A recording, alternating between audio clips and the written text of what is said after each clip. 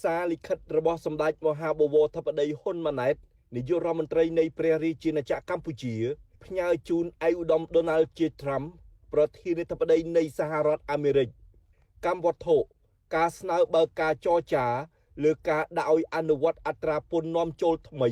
លើទំនិញនាំចេញរបស់កម្ពុជាឯកឧត្តមប្រធានាធិបតី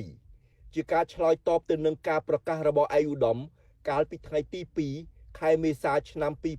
2025ក្នុងការដាក់អនុវត្តនៅអត្រាពន្ធនាំចូល 49% លើទំនិញរបស់កម្ពុជាចាប់ពីថ្ងៃទី9ខែមេសាឆ្នាំ2025ខាងមុខនេះកម្ពុជា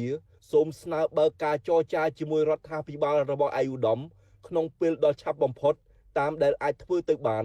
និងសូមស្នើរដ្ឋាភិបាលរបស់ឯកឧត្តមពន្យាការអនុវត្តអត្រាពន្ធនាំចូលថ្មីនេះដោយក្តីអនុគ្រោះខ្ញុំសូមជម្រាបជូនឯកឧត្តមផងដែរថាអត្រាពន្ធនាំចូលខ្ពស់បំផុតដែលកម្ពុជាកំពុងអនុវត្តជាទូទៅមានត្រឹមតែ 35% ប៉ុណ្ណោះក្នុងគោលបំណងបង្ហាញនូវសុឆន្ទៈនិងក្នុងស្មារតីនៃការពង្រឹងទំនាក់ទំនងពាណិជ្ជកម្មទ្វេភាគីរបស់យើងកម្ពុជាបដិញ្ញាចិត្តខ្ពស់ក្នុងការជំរុញការនាំចូលទំនិញពីសហរដ្ឋអាមេរិកជាមួយនឹងការបន្ថយភ្លាមនៅអត្រាពន្ធនាំចូលទំនិញ19ប្រភេទពីអត្រាអតិបរមា 35% មកត្រឹមអត្រា 5% ក្នុងស្មារតីនេះខ្ញុំបានប្រគល់ភារកិច្ចជូនរដ្ឋមន្ត្រីក្រសួងពាណិជ្ជកម្មរបស់ខ្ញុំធ្វើការតាក់ទងជាមួយតំណាងពាណិជ្ជកម្មសហរដ្ឋអាមេរិករបស់ឯកឧត្តមដើម្បីអនុវត្តកិច្ចការនេះកម្ពុជាបដិញ្ញាចិត្តខ្ពស់ក្នុងការបន្តកិច្ចសន្ទនាក្នុងន័យស្ថាបនានិងប្រកបដោយលទ្ធផលផ្លែផ្កា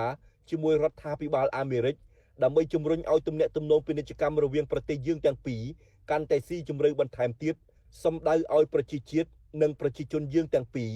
អាចទទួលបានផលប្រយោជន៍ជាក់ស្ដែងពីទំនាក់ទំនងពាណិជ្ជកម្មដ៏សំខាន់នេះ